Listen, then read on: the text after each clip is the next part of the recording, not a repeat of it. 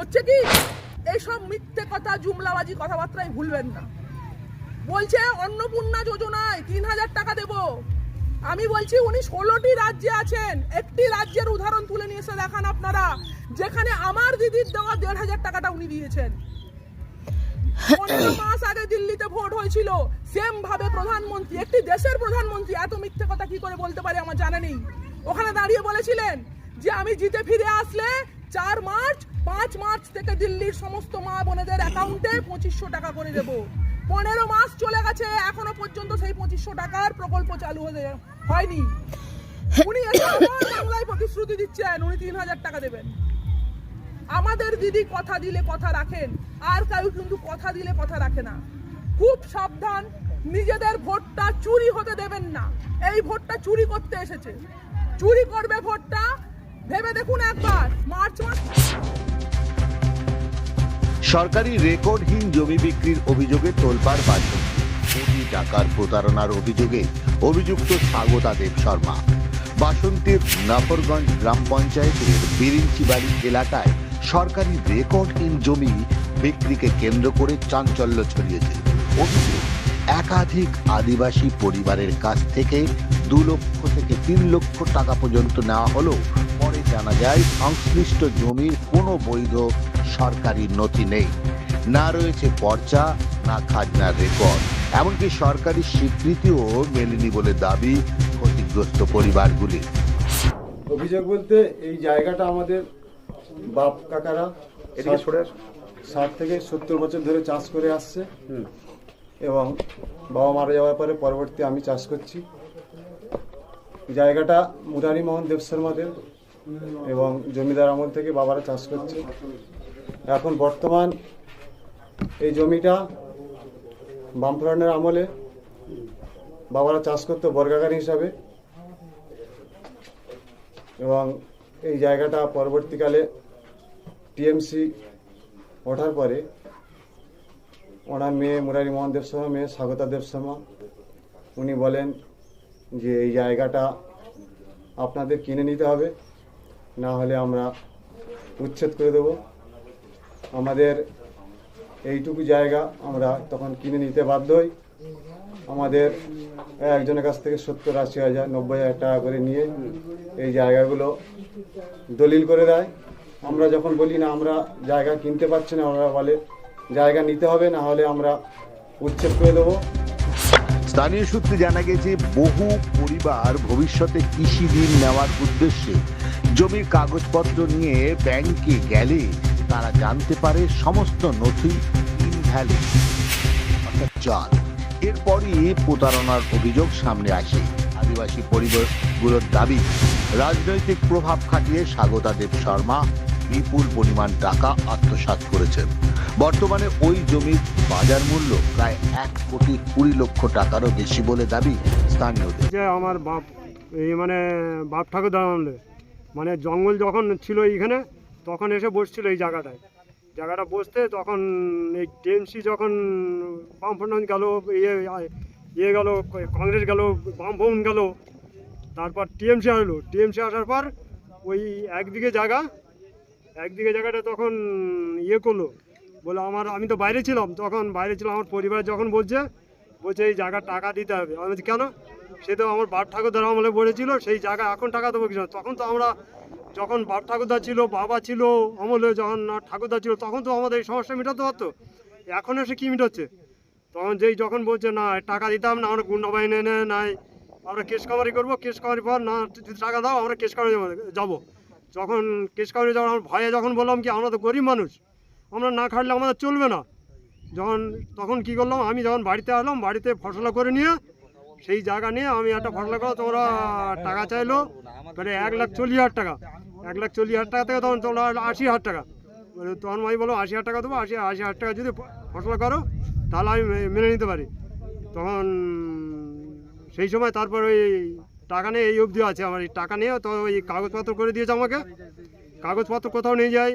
একদিন যে ওদের সাথে যে হেল্প করতো কানুন শাসবল, ওই কানুন শাসবল যখন হেল্প করে ওর সামনে যখন কাগজপত্র দেখায়, বলছে কাগজ তো যা দলিল 10 দলিল, এটা কিচ্ছু হবে না। এটা স্থানীয়দের আরো অভিযোগ, রাজা গাজী ঘনিষ্ঠ দিলীপ মণ্ডল বিগত রাজ্য সরকারের রাজ্যের SC/ST সেলের নেতা এবং বর্তমান বাসন্তী পঞ্চায়েত সমিতির সভাপতি প্রিয়াঙ্কা মণ্ডলের বাবা। এনার অনুগ্রামী দুলাল মণ্ডল তারই ছত্র ছায়ায় স্বাগতা দেব শর্মা এই জমিগুলো বিক্রি করে। টিএমসির হারমাত বাহিনীদের দিয়ে আমাদের জায়গা থেকে তুলিয়ে দেবে, এই জন্য আমরা জায়গাটা নিতে বাধ্য হই এবং পরে জায়গাটা দলিল করে দেয়। দলিল করে দেওয়ার পরে দেখি এই দলিলগুলো পুরো ভুয়ো, এই দলিলগুলোর কোনো কোথাও কাজ হচ্ছে না। এবং এই দলিলটাও যে হয়েছে, আমি বাড়িতে ছিলাম না, অথচ আমার নামে ফিঙ্গারপ্রিন্ট দিয়ে দলিল হয়ে গেছে। ঘটনাটি ঘিরে রাজনৈতিক চাপানুতর শুরু হয়েছে। 2026 সালে রাজনৈতিক পরিবর্তনের পর বিষয়টি নতুন মোড় নেয়।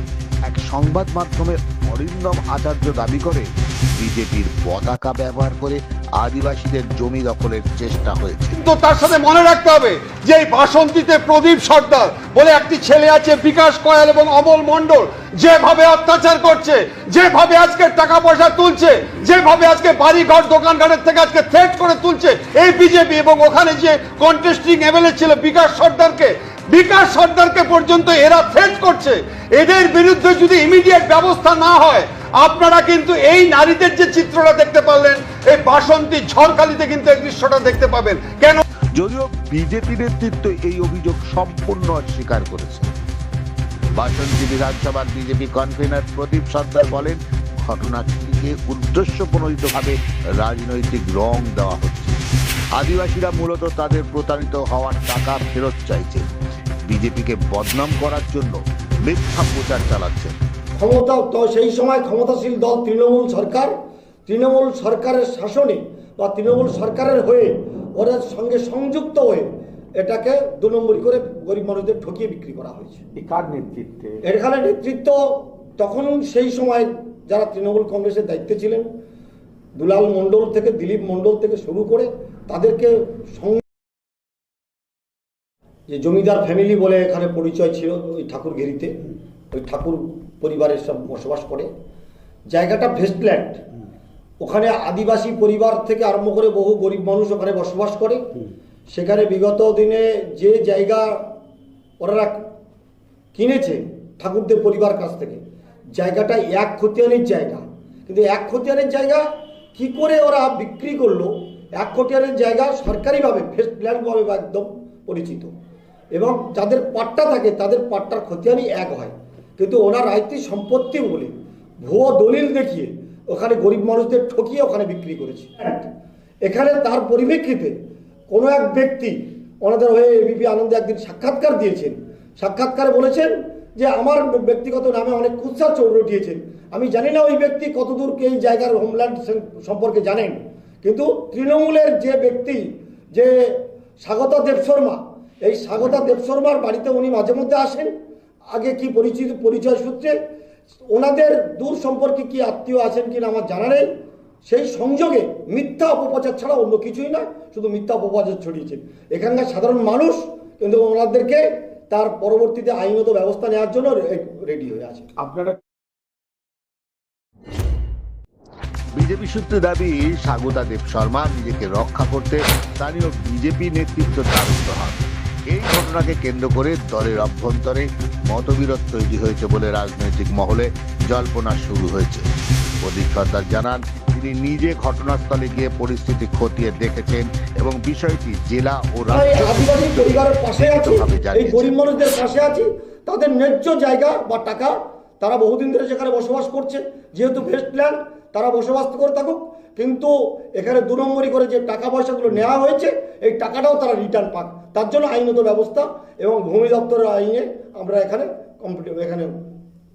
এখনো যারা আছে তারা আতঙ্কিত, বলছে আমরা এখনো জমিতে নামতে পারছি না, থ্রেট আসছে। বর্তমানে তৃণমূলের ওই শাসকের দলের হয়েই এইসব কিছু কিছু ব্যক্তি আছে, তারা ওই তৃণমূলের ছত্রছায়া যারা থেকে বিক্রি করছেন তাদের পাশে দাঁড়িয়ে এদেরকে হুমকি দিচ্ছে এবং কোনো রকম তাদেরকে কোনো ওই জায়গাতে ঘরও বাঁধতে দিচ্ছে না, বা নতুন করে পায়খানা বাথরুম বাঁধবে, বাথরুমও সেখানে গিয়ে বন্ধ করেছেন। সেখানে থানায় যাওয়ার পর আমি নিজেও ওসির সঙ্গে কথা বলেছি যে এদেরকে 60 থেকে 65 বছর আগে থেকে বসবাস করছে, এদেরকে এখানে বাথরুম থেকে আরম্ভ করে এবং যা যা বসবাস করতে গেলে যা লাগে সবটাই করতে দিতে হবে। তার কারণ যে যারা এখানে দাবি করছে আমাদের জায়গা বলে, এনাদের কোনো রকম এই জায়গা নয়। তার কারণ ওনারা যে জায়গা দলিল করে দিয়েছেন সেই জায়গাতেই লেখা আছে খতিয়ান 1, আর 1 খতিয়ান মানে সরকারি জায়গা, এটা সরকারি ভেস্টল্যান্ড বুঝিয়ে দিয়েছেন।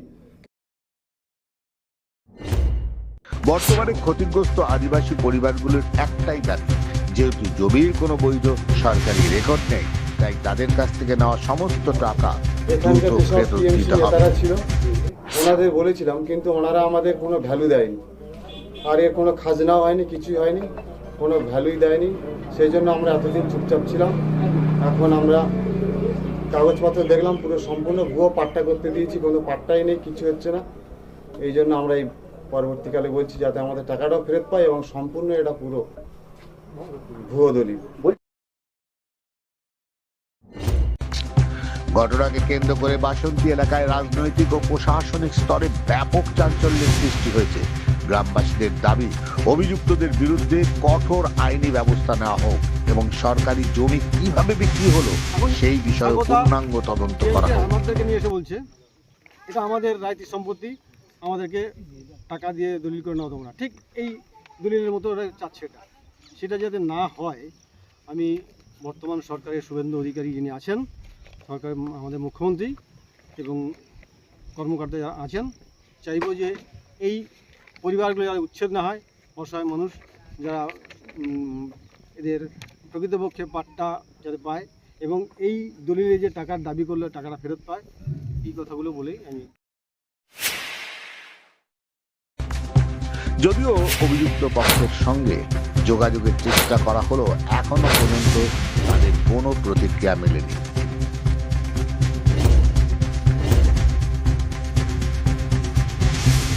এখন লাখ টাকার প্রশ্ন হয়ে দাঁড়িয়েছে, আদিবাসীদের এই অধিকৃত জমি কি হয়?